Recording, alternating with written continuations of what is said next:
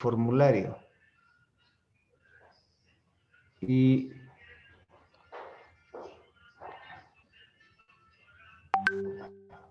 a ver, está el tribunal.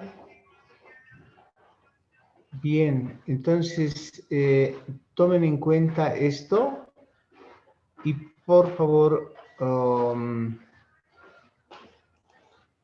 una vez que terminemos las exposiciones y las preguntas, entonces me van a pasar su nota a ustedes, ¿ok?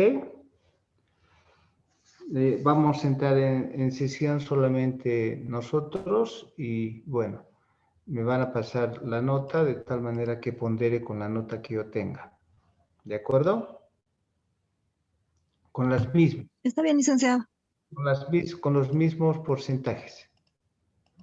Lo están viendo ahí, ¿no? Eso es lo que ha pasado hace un rato. A ver, creo que ya tenemos la suficiente concurrencia. Entonces, si ya lo tienen esto ustedes, lo voy a salir de la presentación.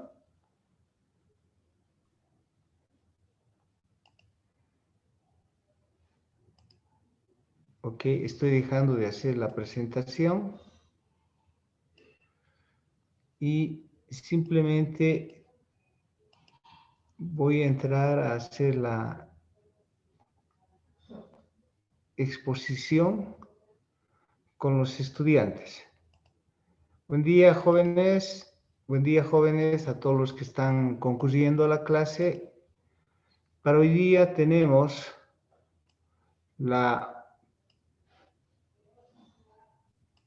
el examen oral de los... ¿Dónde está el formulario? Un segundito, voy a ver.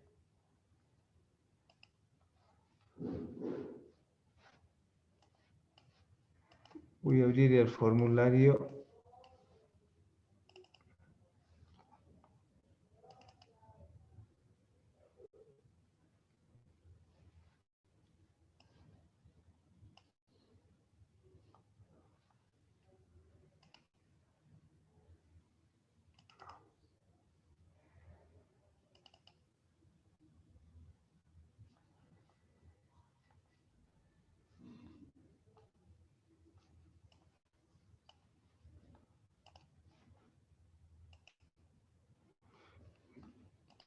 Bien, para los estudiantes que están en la clase, entonces, para hoy día tenemos el examen oral de los postulantes a la auxiliatura de la materia, para los ayudantes, y las personas habilitadas son Fabio Espejo Zárate y Marco Huanca Choque, que han sido sorteados con los siguientes temas, ¿no?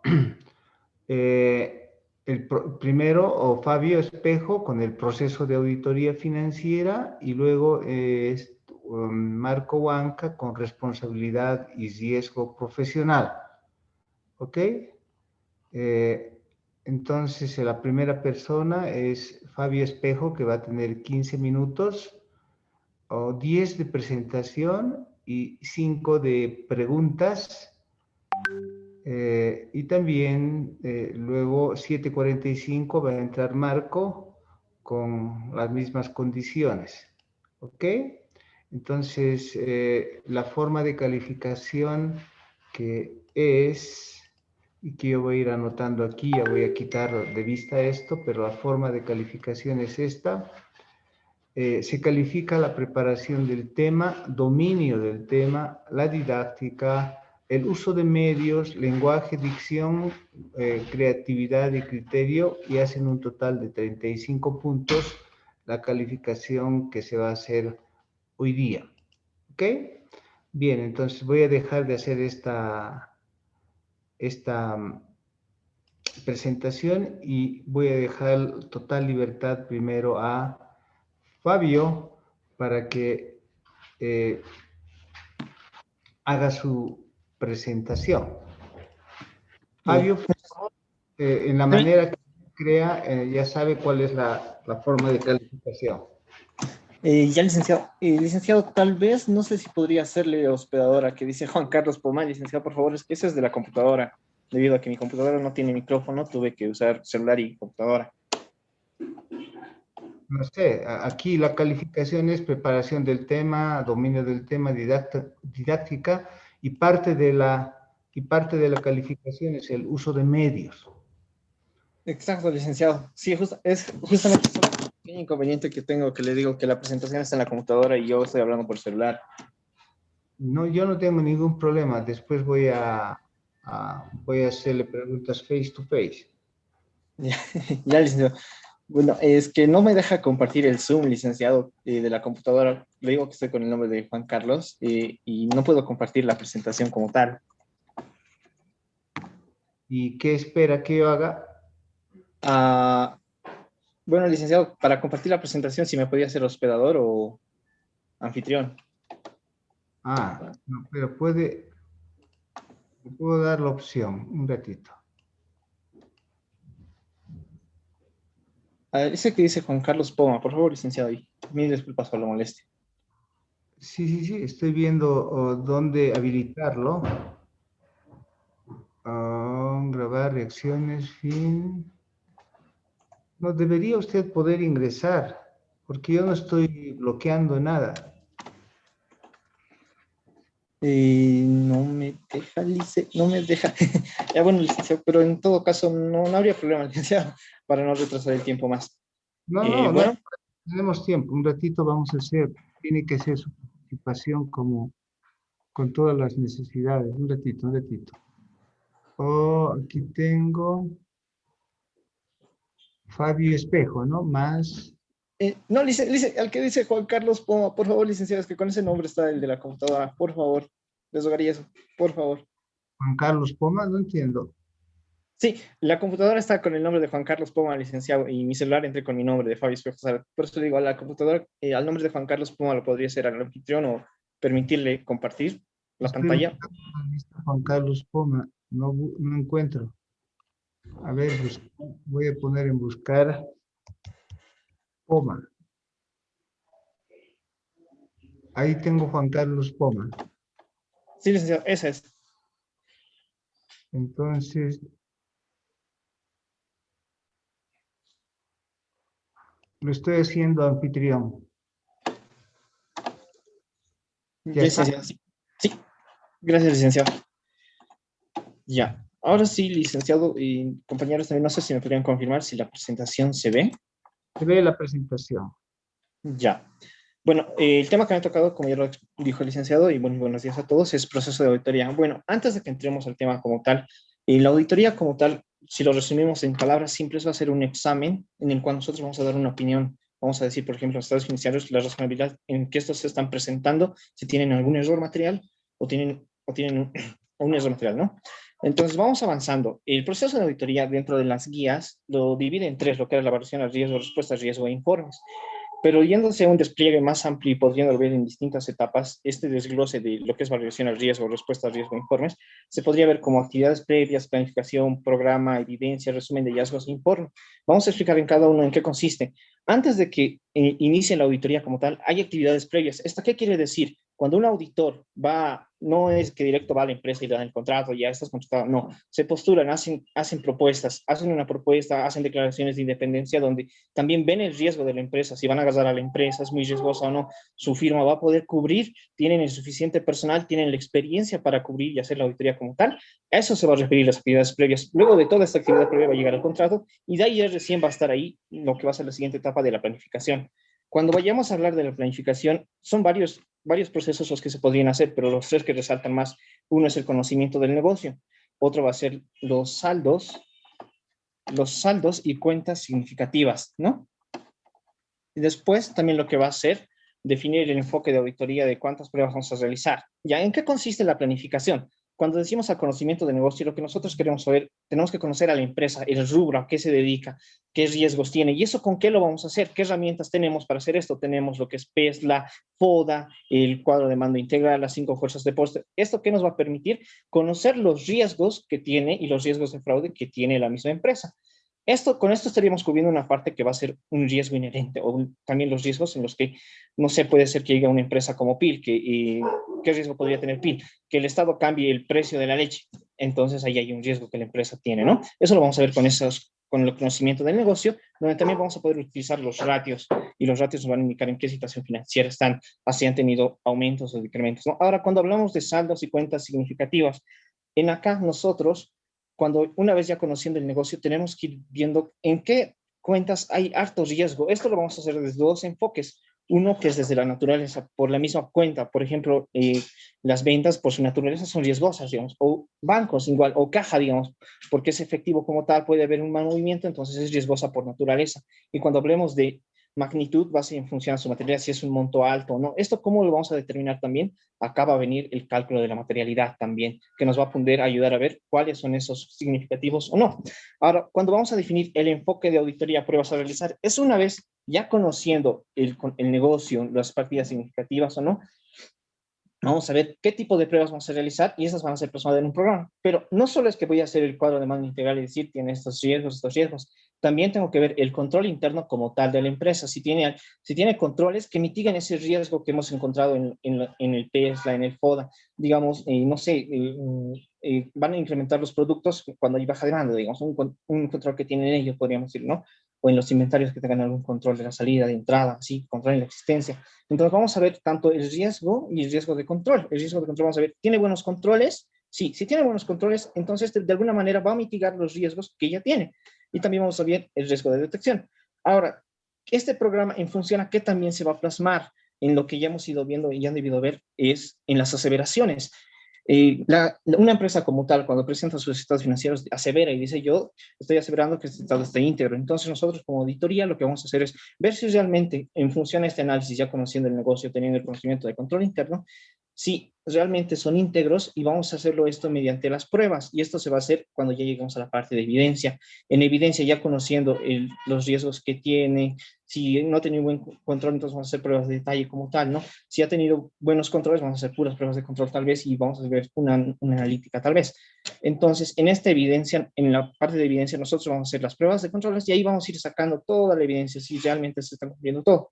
Y de la evidencia vamos a ir a lo que va a ser el resumen de hallazgos que hemos encontrado luego de estos controles. En el resumen de hallazgos podríamos tener tres tipos, podríamos decirlo. Los relacionados a los estados financieros, estos se hacen a las desviaciones de norma. Puede ser que no hayan aplicado bien la norma, no hayan interpretado bien la norma al momento de aplicarla, ¿no? Entonces, la limitación que puede ser de que no nos tengamos ciertas limitaciones, no nos den toda la documentación o toda la información que requiramos nosotros para hacer la auditoría. Después, otro factor, otro resumen de hallazgos en los que podemos es la incertidumbre. Esto más que todo, no sé si la empresa puede tener demandas, si la empresa va a estar en marcha al año o no va a ser una empresa en marcha. Eso se referencia. Podemos tener esos tres tipos de hallazgos. Y después de estos hallazgos se va a ir resumiendo todo esto en un informe. El informe ya va a ser, en el informe, como hemos dicho, ¿no? El objetivo de la auditoría es emitir una opinión. Esa opinión va a ser limpia o puede ser con salvedades, puede ser una opinión adversa o una abstención de opinión. Una opinión limpia va a significar que se están presentando razonablemente. Ahora, si decimos una opinión con salvedades, puede ser que tenga ¿cómo se diría? Algo genérico, pero que no afecta de manera general a los estados financieros. Hay un error, pero que no afecta de manera general a los estados financieros. Entonces, ahí nosotros solo hacemos una opinión con salvedad donde vamos a dar a conocer. Ahora, también la opinión adversa, eso ya es cuando sí, ya va a ser genérico y ya va a afectar a todos los estados financieros este error material. Y el último vamos a tener la abstención de opinión. Esta podría ser en caso de cuando tengamos nuestra limitación de la información. Bueno, eso es básicamente un resumen. ¿Bajo qué normas nos vamos a basar? Para la planificación bajo las NIAS 300, para la evidencia bajo la NIA 500, para los informes bajo las NIA 700 y para lo que es actividades previas bajo la NIA 200. Y esto sería todo, licenciado. Lo traté de hacer de la manera más corta y resumida. Y les agradezco a todos por su atención y su comprensión, y cualquier duda o pregunta estamos para responderla. Ahora sí, licenciado, le estoy devolviendo el mando de los... Bien, vamos a acudir a los participantes, ¿no? Vamos a acudir a los participantes de manera que hagan las preguntas que sean necesarias. De parte de los estudiantes, ¿Tienen alguna pregunta en esto que es el proceso de auditoría, que es el capítulo 4 de la guía?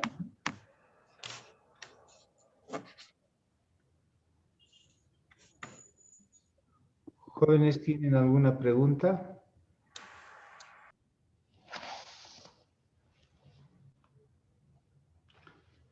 ¿El jurado de los estudiantes tiene alguna pregunta?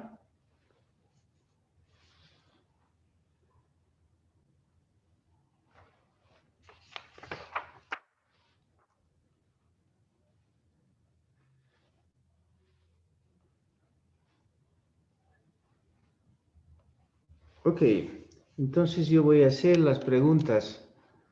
Fabio, Sí, licenciado. ¿a qué se refieren en el proceso de auditoría las pruebas adicionales?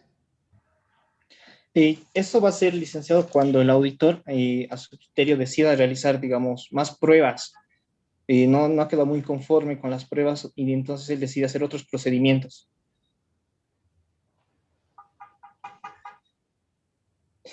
Son las pruebas de detalle, dice, pero sí. A ver, yo le digo, las pruebas en realidad empiezan desde el momento en el que va la planificación. Ya se están haciendo las diferentes pruebas, incluido todo lo que significa conocimiento del negocio y al mismo tiempo ahí los controles generales de tecnología de información, los cuales van siendo probados en el alto nivel. Las pruebas adicionales corresponden a realizar ya sea prueba de controles o pruebas sustantivas que hacen al resto de las pruebas, por eso son las adicionales complementarias en la fase de planificación, ¿no? Sí, Eso licenciado. es. Ahí, a ver, explícame, Fabio, el objetivo de este proceso es llegar a una seguridad razonable respecto a los estados financieros. ¿Qué es seguridad razonable? Bueno, licenciado, cuando hablamos de seguridad razonable es que estos estén presentados de acuerdo a la normativa y no tengan ningún error material o una incorrección.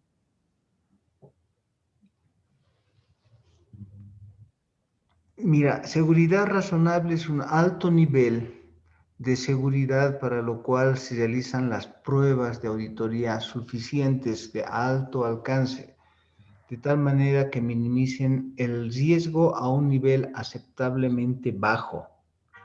¿Cuánto es ese nivel aceptablemente bajo de seguridad Es razonable? el 5%, licenciado. Es el 5%. Ok, eso es correcto, pero lo anterior no era correcto en tu definición.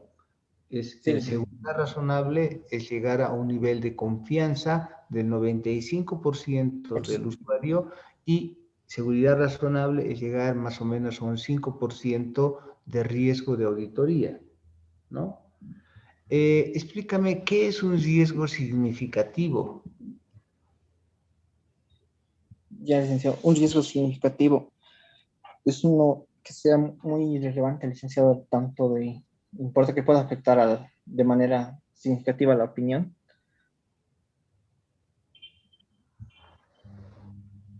No tiene que ver con la opinión precisamente, Fabio.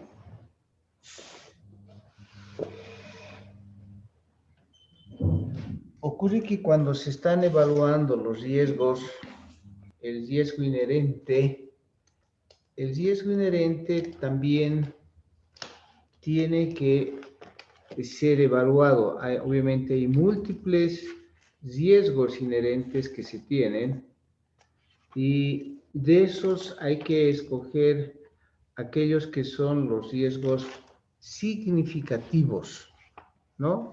En el estricto contexto, y estos no son muchos, ¿no? Los riesgos significativos son valorados aquellos que merecen una consideración especial de auditoría porque son los que realmente tienen la característica de probable de que vayan a ser donde se generen los los errores o las incorrecciones más importantes o más materiales que hacen, en este caso, a los riesgos inherentes. Entonces, eso se dan cuando es que tienen actividades de alto riesgo, transacciones que son no rutinarios y requieren de mayor juicio, o sea, es difícil de auditar, ¿no? Y aquellos sobre todo que tienen un potencial de fraude. Entonces, los que son los riesgos mayores, que son los más significativos, son aquellos que requieren alto juicio del auditor y los que tienen un potencial de fraude. ¿Ok? Bien. Un ratito, no sé si hay alguna pregunta de parte de los estudiantes. Yo tengo que concentrarme en la calificación.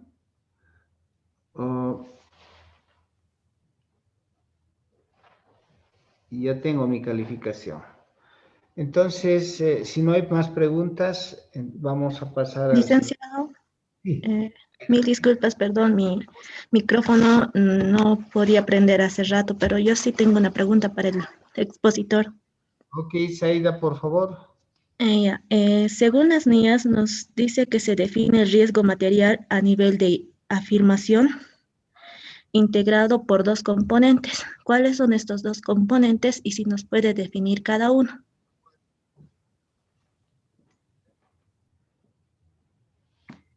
Bueno, ¿no se escucha?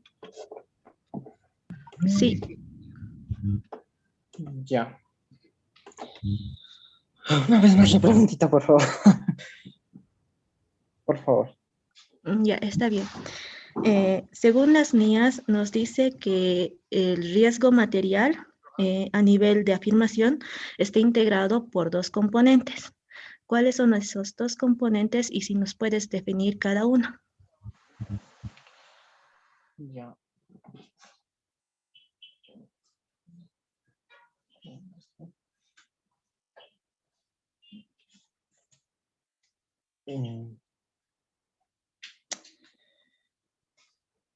Tanto nivel de aceleración. Ya. Importe. Bueno, la verdad no me recuerdo muy bien eso.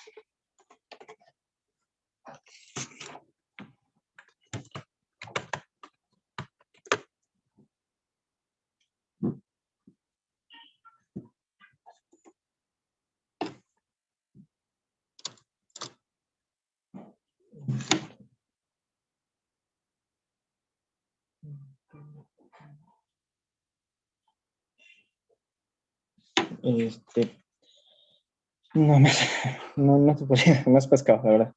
Importe tal vez diría, pero no puedo mentir.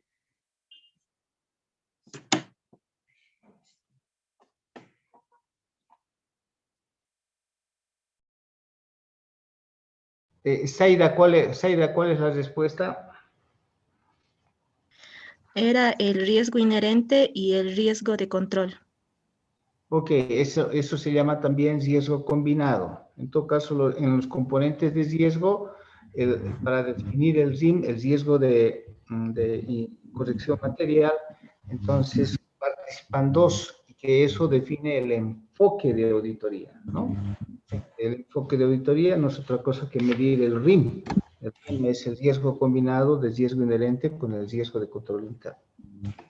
Sí, licenciado. Eso es. Ok, muchas gracias. Vamos a dar entonces apertura al siguiente postulante. Marco, por favor, preséntate y haz presentación de tu... Voy a darte también, ¿quieres que te dé la opción como para que puedas ser anfitrión y tienes presentación? Sí, licenciado, tengo presentación y sí me puede dar el host. Ok, Marco Huanca, ¿no? Ajá. Ok, un ratito, ahí estamos.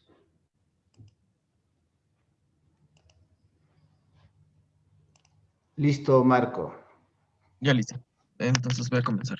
Me dice si se puede compartir la pantalla.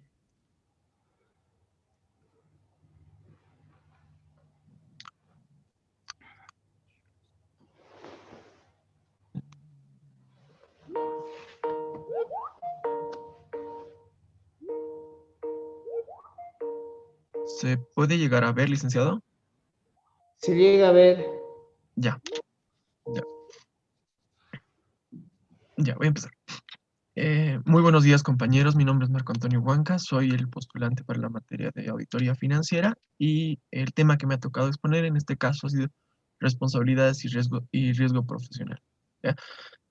Cabe mencionar que antes de llegar a tomar todo el enfoque de estos temas, vamos a repasar dos conceptos principales, que es responsabilidad y riesgo profesional, independientemente cada uno, ya que cada uno va a representar algo para lo que es este tema en específico. Entonces vamos a empezar primeramente con responsabilidad y cabe recalcar que la responsabilidad, si bien es un valor que está estipulado sobre la base de la ética y la moral, también influye dentro de las decisiones de las personas. Estas responsabilidades se adquieren de diferentes maneras. Pueden haber la adquisición de responsabilidades a través de personas jurídicas con personas naturales, por medio de una unión, que sería el común denominador entre los dos, por medio de contratos, que es en lo que nos vamos a enfocar, ya que nuestra profesión se encarga de hacer revisión o eh, proponer propuestas de auditoría y que las mismas vayan a terminar establecidas a través de un contrato, las cuales van a originar responsabilidad. Entonces, la responsabilidad es un valor que está, que está cimentado sobre la base de la moral y que es generalmente que todas las entidades y todas las personas llegan a conocerlo en un determinado punto. Si bien vamos a continuar con qué es el riesgo profesional, y para entender el riesgo profesional tenemos que decir que dependiendo del sector y de las entidades o de las personas que tengan una profesión, se va caracterizando el riesgo profesional. Para nosotros, el riesgo profesional en la auditoría es que podamos llegar a dañar nuestra imagen profesional con respecto a nuestros clientes. ¿Y qué pasa con este riesgo profesional? ¿Por qué tomamos estos riesgos?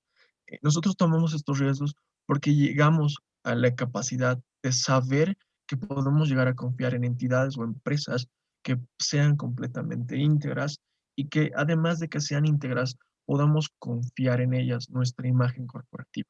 Entonces, ¿qué es el riesgo profesional? Para nosotros los auditores sería que el auditor se involucre con entidades y personas que afecten a su imagen profesional. Y y es tan importante la imagen profesional que guía en realidad a los mayores beneficios a las entidades, a las firmas auditoras. Ya. Para continuar, vamos a tener en caso qué es la responsabilidad legal.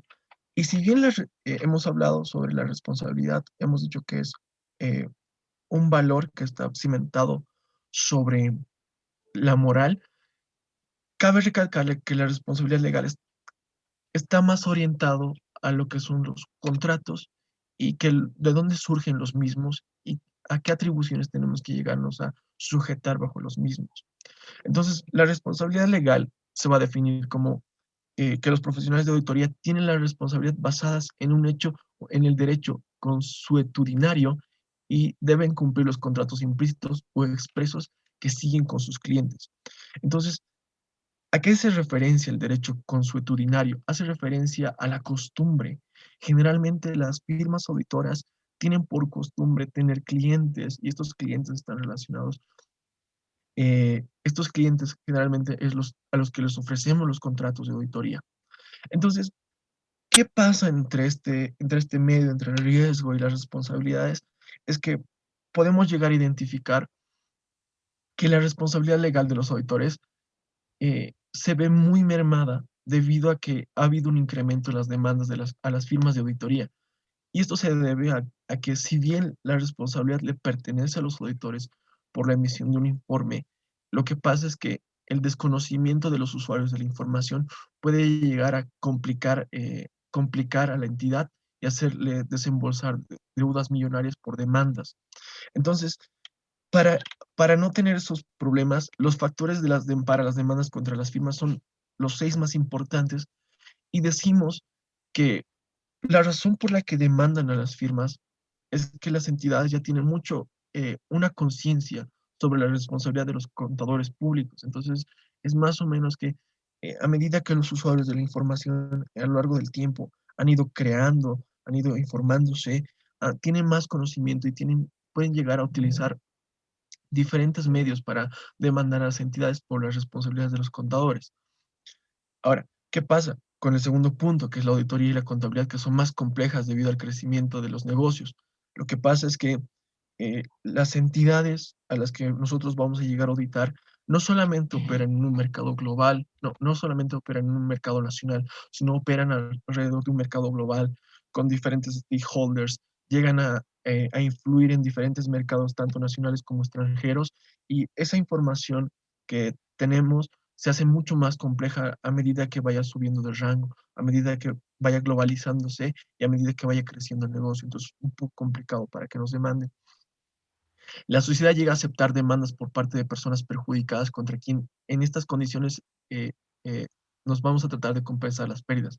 Hace referencia a que cualquier persona que haya visto afectado su patrimonio o cualquier persona que haya sido eh, un accionista de alguna entidad y que haya visto afectado, se haya visto afectado por la emisión de los informes de auditoría, puede llegar a demandar a las firmas auditoras debido a que la sociedad le permite hacer eso porque siente que puede llegar a denunciar y esta misma denuncia puede llegar a entidades judiciales que hasta cierto punto eh, no compensan el costo de haber efectuado esa auditoría dentro de esa entidad. Entonces, es uno de esos más importantes. El cuarto habla sobre, se han entablado y ganado muchos juicios contra las firmas de auditoría. El punto del cuarto punto es que las entidades, a medida que han ido creciendo, ha habido muchas más demandas contra firmas auditoras y las mismas firmas auditoras generalmente no pueden llegar a ofrecer un servicio más de calidad y lo que pasa es que con algunos errores o con algunas desviaciones de las administraciones no se ha podido llegar a a una opinión acertada sobre los estados financieros. ¿Y qué ha pasado con respecto a estas firmas? Que pueden llegar a ser demandadas por las entidades que han sido afectadas y hasta cierto punto pueden llegar a ganar la demanda por un incumplimiento, por negligencia y más que todo por incumplimiento en los tiempos de la auditoría y en la opinión, que sería una opinión errónea. El quinto punto habla sobre la decisión de las firmas de auditoría que estén dispuestas a arreglar problemas fuera de los juzgados. ¿Qué hace referencia a esto? Que que las entidades, que las firmas de auditoría no tratan de resolverlo de una manera separada y que esta manera separada esté fuera de los juzgados y que a la vez no sea descubierto por la prensa, por la prensa y que no sea un medio público, que no se haga público, porque hasta cierto punto eso afectaría a la imagen corporativa que tiene la firma y eso trae riesgos para la entidad. Y por último, decimos que los cortes tienen la dificultad para atender e interpretar los aspectos técnicos de la contabilidad y de la auditoría. Hace referencia a que cuando se hace una demanda y llega a instancias judiciales, los jueces no tienen el pleno conocimiento sobre contabilidad y auditoría, entonces pueden llegar a beneficiar a la parte que es la parte querellante, que en este caso sería el que nos ha demandado por el incumplimiento, ¿no es cierto? Para pasar, y estos conocimientos son importantes ya que hay que diferenciar entre el fracaso empresarial, el fracaso de auditoría y el riesgo de auditoría. ¿Por qué nos llegan a demandar o por qué las demandas son muy elevadas en el mercado, en el mercado de las firmas de auditoría? Es porque los usuarios de la información no pueden llegar a diferenciar entre estos tres puntos esenciales. Y vamos a mencionar cada uno de ellos. El primero hace referencia al fracaso empresarial. Y el fracaso empresarial está enfocado a que nosotros, que es un negocio que no haya ido bien a lo largo del tiempo y no sea plenamente sostenible y no haya podido pagar sus deudas a sus acreedores y no cumpla con la visión que han tenido sus inversores. Pero eso es algo pequeño. El grande caso de un fracaso empresarial sería que la empresa, la que tuvimos que auditar, haya llegado a la quiebra o se haya declarado en quiebra. Entonces es uno de los puntos más importantes, saber diferenciar entre el fracaso empresarial y posteriormente vamos a diferenciar entre el fracaso de auditoría. El fracaso de auditoría está más enfocado a que cuando el auditor llegue a emitir una opinión errónea debido a la información que él ha tenido y al no cumplimiento de las normas de auditoría generalmente aceptadas. Que por otro lado, si bien es un fracaso en la auditoría.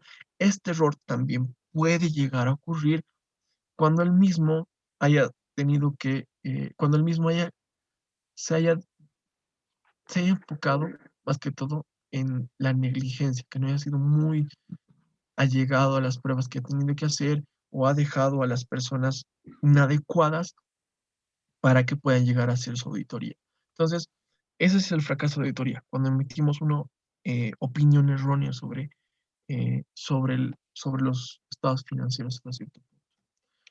El riesgo de auditoría se caracteriza porque el auditor va a tratar de emitir una opinión sobre los estados financieros y esta va a declararse como la correcta, pero, pero este riesgo de auditoría no puede ser tan claro porque no sabemos si son exactos o están son plenamente adecuados.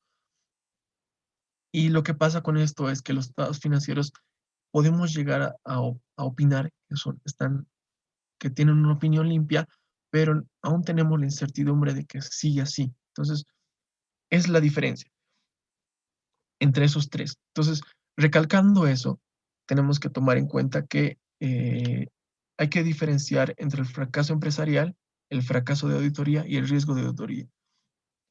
Continuando con esto, las 4 fuentes de la responsabilidad legal que tienen las entidades que surgen de estas 4 fuentes es la responsabilidad con los clientes, que habla más que todo que cuando nosotros llegamos a ofrecer un servicio o un contrato con nuestros clientes, desde ese momento se activa la responsabilidad con los clientes y tenemos ciertas responsabilidades con los clientes y además de limitaciones con los clientes en base a lo que vamos a hacer en nuestro trabajo. ¿Qué más tenemos? Responsabilidad ante terceros. Esta responsabilidad ante terceros hace referencia a que si bien nosotros vamos a auditar información financiera de empresas que cotizan en bolsa, esta información financiera también le pertenece a esas personas que han llegado a ser inversores de las mismas, como accionistas, como personas que han llegado a pagar, a comprar bonos de la entidad. Entonces tenemos cierta responsabilidad hacia ellos para llegar a emitir un informe adecuado y que el mismo no contenga errores de ningún tipo. Después viene la responsabilidad civil según las leyes. Esta responsabilidad nace en el momento en que nosotros hayamos firmado el contrato con nuestro cliente, porque esta responsabilidad hace referencia a los contratos de manera civil, que cada contrato va a traer como consecuencia derechos y obligaciones para cada una de las partes. Y por último, tenemos responsabilidad penal, porque esta responsabilidad está relacionada a que, si bien la información que tenemos y que ha sido provista por la entidad, no sabemos si está adecuadamente elaborada o si tiene incorrecciones o fraude. En todo caso, si es que tuviera fraude, la entidad que, habiendo conocido que tiene fraude y no lo reporta, estamos completamente destinados a aceptar la responsabilidad penal por el cumplimiento del fraude. Y ya, ¿qué hacemos para protegernos sobre la responsabilidad legal? Es en tiempo, Marco, no podemos seguir más. Vamos a proceder a las preguntas de los estudiantes.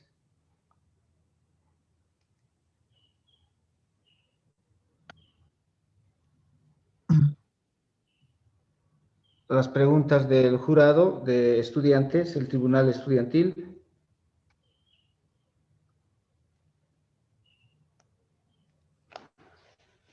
Bien, entonces yo voy a hacer las preguntas. Todo lo que significa responsabilidad profesional está inmerso también en las normas internacionales. ¿Cuáles son las normas que hacen a la responsabilidad, las normas internacionales de auditoría, las NIA? ¿Cuáles son las normas que hacen a la responsabilidad profesional de las NIAs?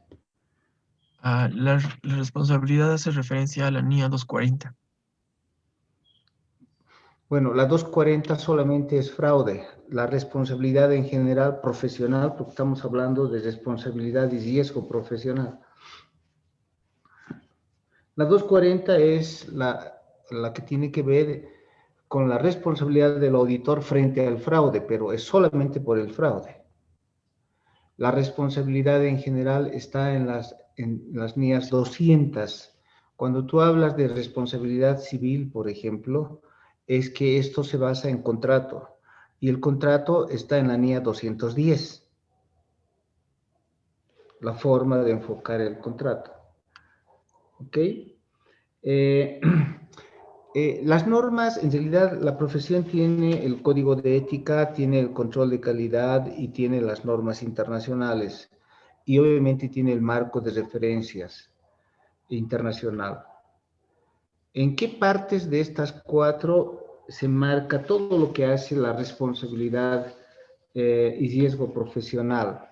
¿Está en el código de ética o no? Por ejemplo. Está más enfocado en lo que es la parte del control de calidad, en el parágrafo 26, el 28, y en el código de ética está relacionado más que todo a, a la responsabilidad que tiene el auditor con respecto a la independencia. Está bien, esa es una buena respuesta, porque en todo caso, todo lo que es independencia está ahora separado en la sección 4A y 4B, en este caso de auditoría financiera, en la 4A que hace al código de ética, en la sección 4A de independencia. Porque si nosotros en primera instancia no podemos ser independientes, no deberíamos hacer un trabajo y no deberíamos sujetarnos a esto que es nuestra responsabilidad profesional, ¿no? Y el control de calidad obviamente hace a todo lo que significa en un determinado momento poder hacer cierto tipo de evaluaciones. ¿Cuál es la evaluación más importante del control de calidad? La evaluación más importante es la evaluación del cliente, más que todo, para poder dar continuidad a la operación. Porque si bien el control de calidad hace referencia a que podemos continuar con el cliente o no, ya que la responsabilidad se va a ver afectada en ese punto. Ok, para no cubrir riesgos profesionales, entonces lo más importante es evaluar al cliente, de tal manera que hagamos o no la aceptación del cliente, ¿no? O continuidad del cliente. Ujú. Sin tener esa evaluación, no se puede continuar con el trabajo de auditoría porque sería de alto riesgo, ¿no? Es suficiente. No sé si hay alguna pregunta de parte de los estudiantes. No hay. Entonces, vamos a terminar las presentaciones. Yo ya tengo mis calificaciones. Voy a esperar que se pongan de acuerdo. Voy a cerrar la sesión y después vía WhatsApp voy a contactarme con el jurado, con el tribunal estudiantil un poco más tarde. Entre las dos tienen que ponerse de acuerdo. ¿Ok? Están enlazados vía WhatsApp. Voy a sacar del WhatsApp a los 2 postulantes para que nos pongamos de acuerdo un poco más tarde en esto que es la evaluación. ¿Ok? Está bien, licenciado. ¿De acuerdo? Entonces nos comunicamos a eso de las 9, 9:15 para que ustedes me den la nota estudiantil y yo adjunte mi nota y tengamos el total de nota de 35% ponderado. En este instante lo que estoy haciendo es sacar a Marcos y sacar a Fabio del chat de WhatsApp para que solamente ya nos quedemos con el jurado. Gracias por la participación a los postulantes y yo voy a empezar a hacer mi resumen de calificación de este examen oral de los postulantes. Y ustedes se ponen de acuerdo con Alicia, si quieren a través del WhatsApp también. Yo como digo, los voy a sacar del WhatsApp a Marco y a Fabio. ¿Ok? Gracias. Está bien, Licen, Sí. hasta luego. Luego.